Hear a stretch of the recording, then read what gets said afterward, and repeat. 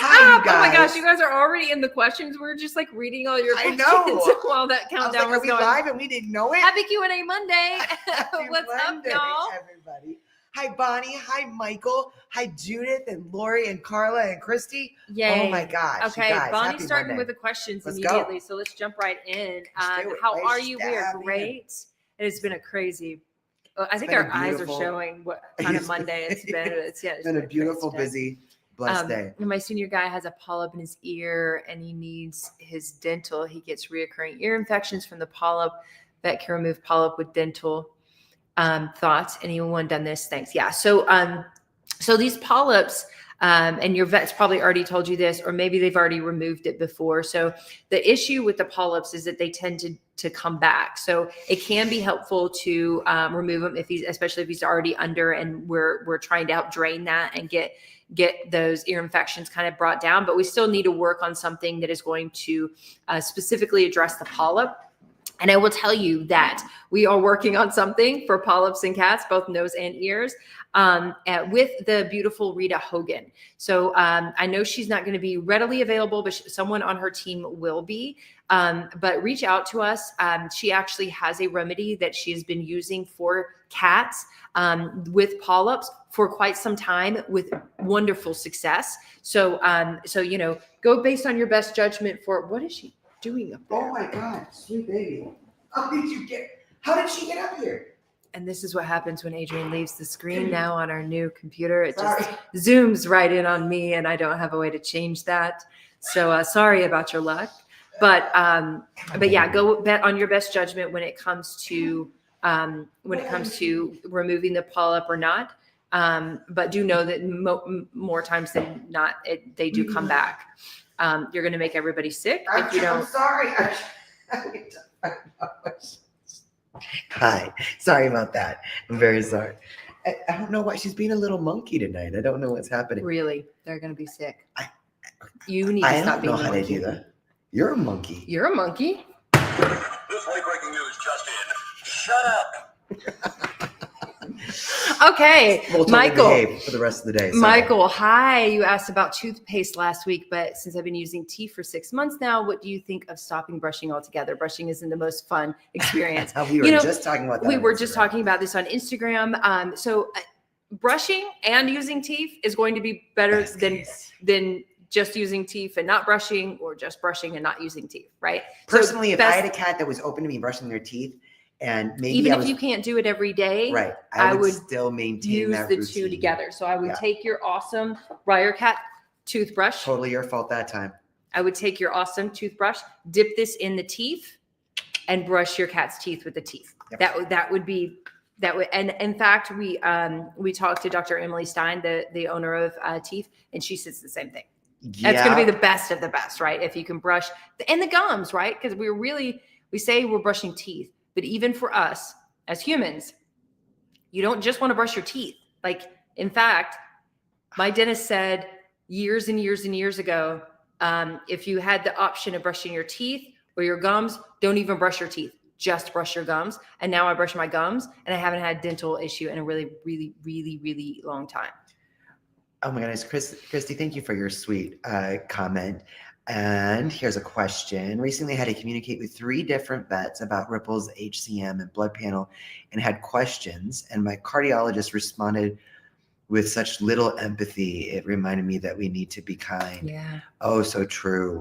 Oh, I know it can be difficult. I try to give our vets some grace. I think about, walking in for our half an hour, appointment or whatever time we may have with them, and what their day is like on the other side of that bookend. And so often we've had a couple of vets kind of open up about, every minute of their day is very, very busy. And sometimes they don't necessarily. Sometimes it's not a great thing, right? Like, I mean, how many. Helping one family welcome a new furry family member, and then the next appointment they're helping them say goodbye. So yeah, but I feel you. Empathy is one of the most powerful things. Mm-hmm. Nest Hub. My 9-month-old kitten always wants to eat. I feed him 4 or 5 times. Wow. Wet food, small portions. I use to give freeze-dried raw Vital Essentials as well. I can give him 1/2 full can. He still wants more. Yeah. So these growing, we just talked about that on Instagram, or was that TikTok as well? like these growing kittens, as they're growing, they can almost eat you out of house and home. And I know that like you're starting to get up there, that 9-month mark. Once we get to about a year, it tends to slow down a bit.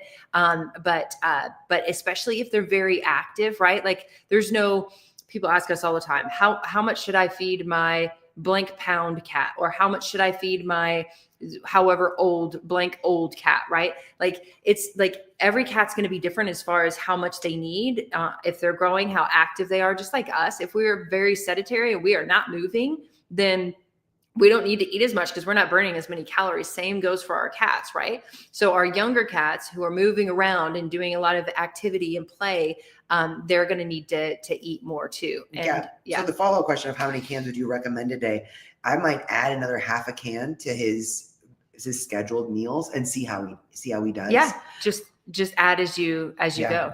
Shauna said one of my guys has IBD and will eat the carpet if there is no food left out for him. Another one of mine is 25 pounds, gray tabby, and will overeat. Any thoughts? So I'm wondering if, it's kind of like with people, or at least with me, if I am bored and I don't have a lot to do, I'm like, what do we have to snack on? Like here? yesterday. What do we have to snack on here? I mean, it's a sense of, it's a kind of stimulation. So if you're able, I would try adding in some play sessions every day if you can, and see if that impacts their appetite. For your little one with IBD, I mean, that's a tough one, right? Because you don't want them eating the carpet when they already have gastrointestinal issues. So I might look into like indoor hunting feeders. If they are really wanting to eat, part of it could be just a way to deal with boredom. So if that is even partly the case, try putting out indoor feeders. It still gives them little snacks. We use the freeze-dried raw mini nibs and hide them in little indoor feeders. It gives them a snack, but they also get some engagement and enrichment out of it as well. Is the Teef product good for gingivitis as well as stomatitis? Yes. In fact, what's really cool about the Teef product. Good evening, Mr. Milligan. I'll pull it back up. What's so really awesome about the Teef product is that it is correcting the microbiome of the gums, right? Of the entire mouth, right? The tongue, the gums, the entire mouth, right? Which is the gateway to health. So whether it's stomatitis, whether it's gingivitis, whether it's periodontitis, whatever it is, right? We are going to be helping the overall health of the mouth, which will then, we're talking about yesterday or on our launch on Saturday. We asked her, like so many people have cats that have stomatitis that have already had all their teeth removed. Obviously, they still have stomatitis, so that removing the teeth didn't do much. But will this still help? And she said, hands down, yes. They don't even have to have teeth. Like this is going to help the overall health of the entire mouth. So absolutely. Moon Mojo in the house. Hello, Laura Lee. We have an email to get back to you on. Yes, and now a text too. Sorry, and a text too. And really good point, Shauna. This is a good point. Stress can cause overeating as well. So like Jay will always say, a bored cat is a stressed cat. Yep. So that can also be contributing. Just pointing out though that Moon Mojo Feline is also an incredible resource to reach out to. I believe she takes DMs. Let me know if I'm wrong on that. But at least go to moonmojofeline.com. Great resource for us cat people. Hello, you're going the opposite Kimberly. direction. Thank you. Sorry. And Nest Hub. If this goes for anybody, if you're ever worried about parasites, everything seems fine, but they seem to be eating more, or they seem to be losing weight, or whatever it may be, then grab some poop and take it to your vet. Poop. And literally, you can call them and say, hey, I'm going to bring in a poop sample at some point today. I know that Innovative Pet Lab, the poop experts, will say, if you're going to not be able to bring it or mail it in, put it in the freezer overnight. But if you can get a sample that day, put it in a Ziploc bag and drop it off just put the name and the date of who you're testing, and they will do a fecal without even having to bring your cat in. Usually, call your vet first. We don't know that every vet across the planet does that without seeing the cat first. But call them. That's why. But if you already have an established relationship with your vet, you should be able to get. I said call your vet. You should get I did. A fecal exam. Amber Bain, I've had a mild weather change, and Cricket, sweet baby girl, is shedding really bad and had a few hairball incidents. Should I be adding more of what supplements? So the catalyst is going to help go-to. when we're for both the shedding and the breakdown of that hair in the digestive tract. So if the weather is changing and the shedding is worse and we're getting hairballs, definitely of our products, the Catalyst. But again, you can always use a little bit of coconut oil. We love Cocoa Therapy, really fantastic coconut oil to help just kind of push those through too. Yes. Oh, and Sissy just answered Amber Bait. Oh no, go ahead and double the Catalyst. Yes. Marilyn Bickle is here. What's up, Marilyn? Hello to in the you, Marilyn. house. A Jew carry on. It's an inside thing. That's what DCO means. No, people I give my oldest cat Feline Essentials Warmax, and it made my cat's mouth foam up, and he vomited his food right after giving him Warmax. Is that normal? Okay, so Warmax is our natural dewormer. All right, it is also our most potent remedy when it comes to our kitties. So giving it to them directly without mixing it with some water or even tuna water, we're finding that it's much more successful when you put it in something a little bit more flavorful too. Or even like a sardine. Sometimes it will kind of make them like foam at the mouth when we're giving it to them directly. You're trying to get it out. Yeah.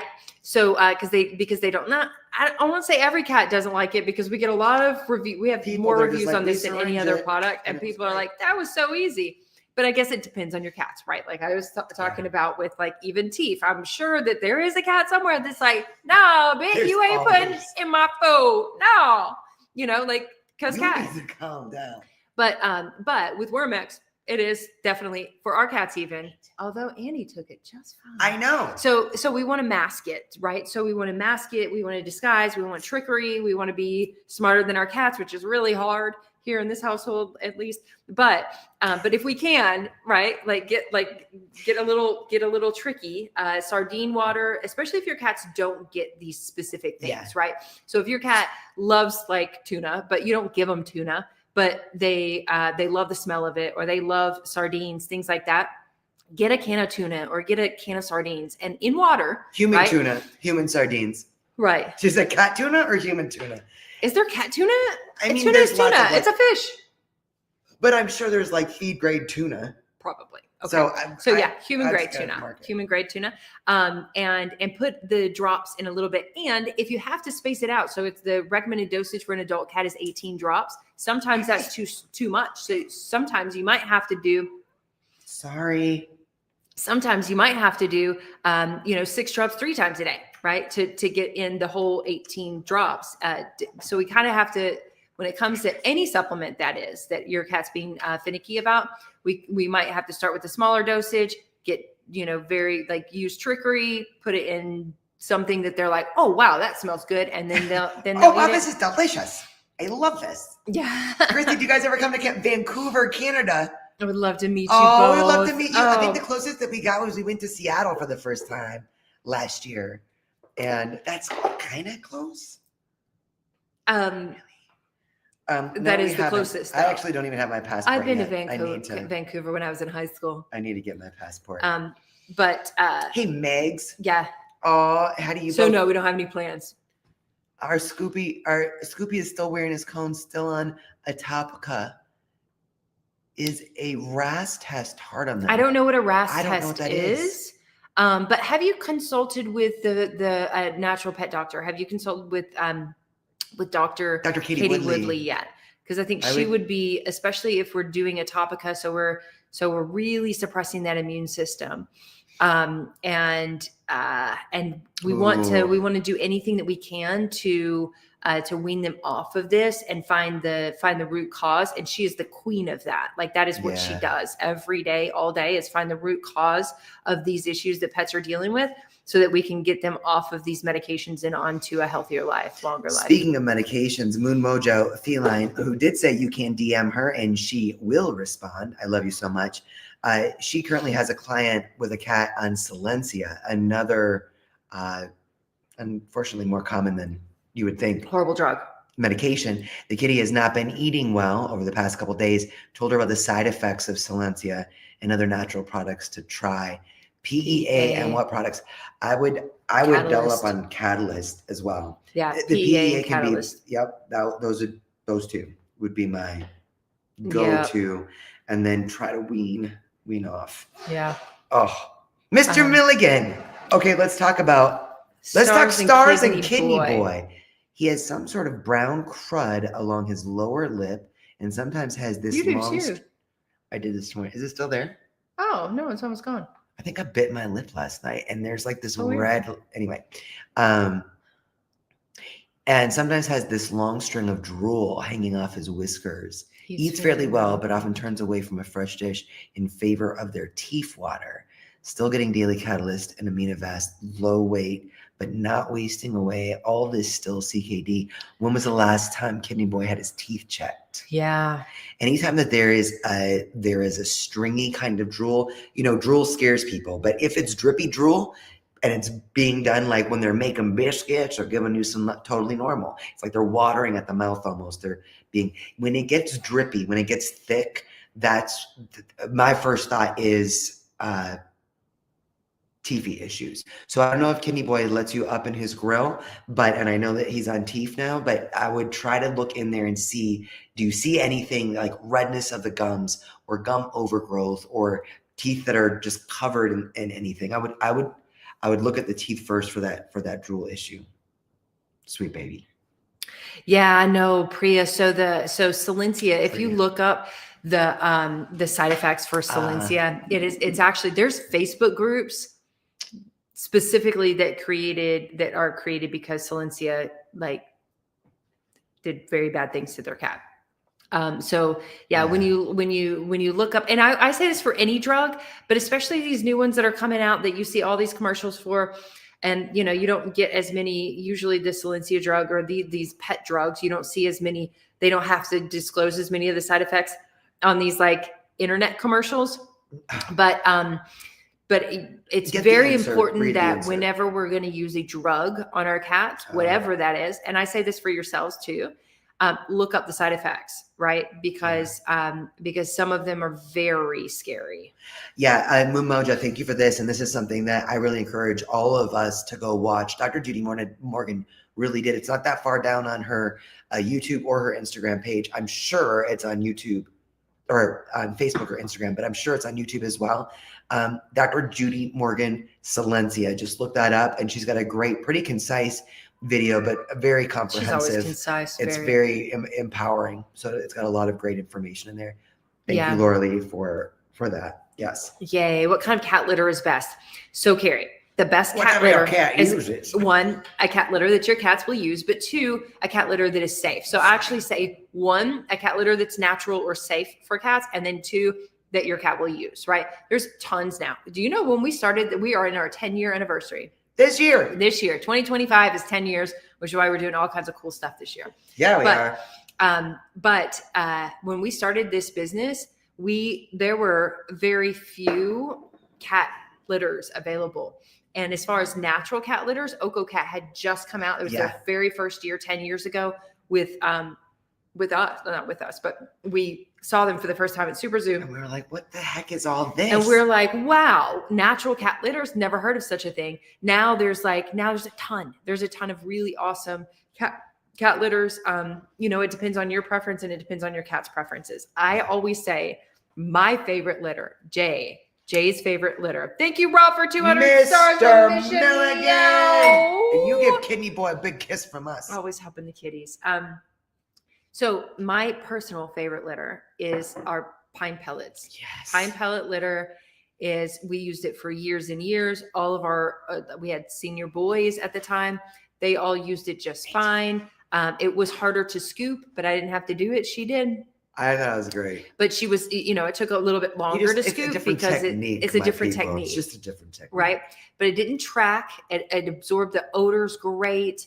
And it was just easy to clean up. Yeah. So that was our favorite. Then we got girls, and our female cats don't like their little the paws. feeling of the pellets on their paws. And so we had to switch to other litter. So we're using a grassy litter and catalyst wood-based litter. Excellent litter in our home now. But yes, there's lots. People are asking about wheat litter and tofu litter. Corn, wheat, and soy, same things, right? So just know that anytime your cats ingest, your cats are going to ingest whatever type of litter it is, right? Because it gets on their paw pads, they groom themselves. So they're going to ingest a certain amount of it. So corn, wheat, and soy, go at your own risk, right? Like, I mean, for us, we're up there in the like, we're a little helicopter. yeah, moms, we're you know what I helicopter mean? moms, right? So for us, Like, if it's we like I can- wouldn't feed my cats corn, wheat, or soy, so I'm not gonna give them litter in corn, wheat, or soy. But there are some good litters out there that are way safer. And if you gave me the option, if the only options I had was like a clay or a scented versus a corn, wheat, and soy, I would go for corn, wheat, and soy all day long, every day, right? So I want to read a couple of these comments and then get back to the questions. Moonmo just said, what really bothers me about my client whose cat is using Solensia is that her cat is a CKD kitty and he's still allowed her to go on Solensia. That's tough. And Carla said, I worked at a pharmacy and learned that the true side effects come out after a drug has been out for at least 6 months. I think we're seeing that more and more. That goes for some other things on the market. I won't use anything brand new because of this. Yeah. She's going nuts on that toy right now. I know she's having so much fun. And it's not even on. What do you ladies think about Weruva if it has tricalcium phosphate and fish broth? You know, Weruva is still on the, I'm not super familiar with tricalcium phosphate. I don't actually remember seeing that ingredient when we would give Weruva treats. Yeah, but fish broth is one of those things. If you have a cat that is sensitive to fish, we do know that Weruva makes almost none of their, it could be their lamb, it could be their beef, whatever those, but there's still going to be fish broth in there. So it's a tricky ingredient if you're trying to do the elimination diet. I will say there is a good, about the same price point, I believe, Identity Pet. They're actually on the coveted list this year, and it is a cooked wet food that our cats will get from time to time. So you may want to try that if you're concerned about that. And I'm going to have to go look up tricalcium phosphate again. Identity Pet?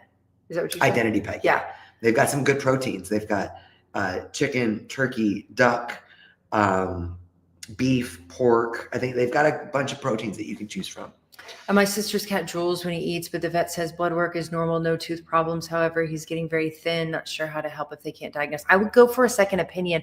The truth is that, I mean, and it's the truth with anybody, right? Like, and think about a virtual because traditional vet is all that you have available there. Maybe reach out to look at AHVMA, see who's doing virtual appointments, or see if there's a feline centric vet, like a feline only vet in your area. We actually over in our town right now, over our holistic vet, we go to our feline specific vet because she just knows more about cats specifically. And a lot of vets, they just don't see a lot of cats because us cat parents don't take them to the vet like on a regular basis, like dog parents do. So sometimes they just don't necessarily know, but I would definitely get a second opinion. Yes. Judah said the FDA finally issued a Dear Veterinarian letter in December 2024, alerting veterinarians, even though this is an FDA approved drug, about the adverse events reported in dogs treated with Librela, which is the same thing as Solensia. I know this actually, when this came out, I wasn't surprised. I was upset that the FDA would issue something. I mean, they're not going to take it off the market. It's still FDA approved, which a lot of people believe that that's a good thing. But they didn't mention anything about Solensia in cats. They only mentioned about dogs. And I was like, why would you do that? They needed to just come. Yeah. What can I do to help with constipation? My cat is on a laxative and psyllium husk. Good. Cat supplement. I'm not sure what the supplement is, but still seems to be backed up in vomits. That has recommended everything. Oh, okay. So thank you, Linda, for 100 stars for Mission Meow. I would, hey, Carrie, I'm curious about what your cat's main diet is. Yep. The Purina Hydrocat supplement. Is that Purina? I think so. I would first be looking at the diet. Is it a really good quality moisture wet food, at least, or fresh food? And then I'd be curious about coconut oil. Will your cat take a half a teaspoon of coconut oil a few times a day? That really can help move things through. But more than that, if this is an ongoing issue that's been treated for a while, I would be looking at the diet first of all. Diet for sure. And then has your vet said anything about, have they done any testing for like megacolon? Have they done any like x-rays or ultrasounds on the GI tract itself? Well, we're out of stuff.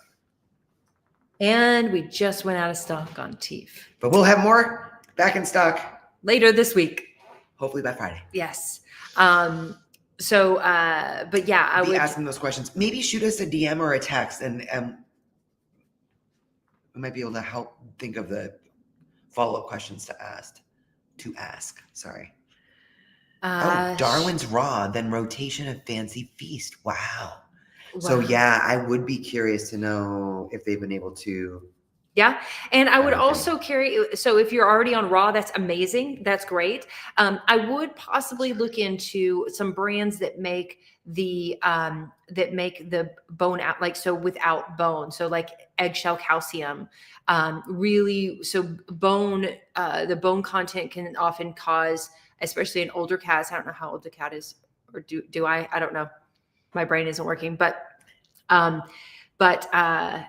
the bone count can also contribute to constipation in some kitties. They just have a hard time with it. And using an eggshell calcium. I know we just interviewed Roar, R-A-W-R. Eat like a lion. And then Fetching Foods is one that we use that. Sorry. She doesn't know how to not move her head. Sorry. I see my babies. I'm sorry about that. But eggshell calcium or feeding a raw diet, maybe with a little bit less bone, add in the water, add in bone broth.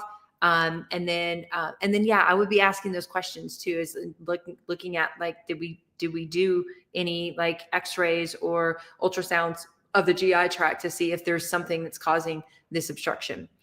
Okay. Wow. We are at time. Okay. What do we have? Do you feel okay feeding raw with the bird flu problem? We do, Tab. And stay tuned to Wednesday. Because Wednesday, we just made a video about it today, and we're going to post it on Wednesday. But yes, there's been one report of one house cat, and the media blew it up. Oregon Department of Agriculture. Yeah, but they blew it up to be directly related to the raw food, and that is not necessarily fact. It's not necessarily fact. We don't know the facts, but we do know that they didn't do the testing correctly to find out that that's it. So we don't know, and that's one cat of hundreds of thousands of pounds or millions of pounds of raw food that are being fed to cats and dogs everywhere now. Christy, thank you for bringing this up. You say it so much more succinctly. Apparently that cat was an indoor-outdoor cat, not strictly indoors, as they said. And they have since tested that run of food. There are over 40,000, I think way more than that was already out in distribution, that was already being fed.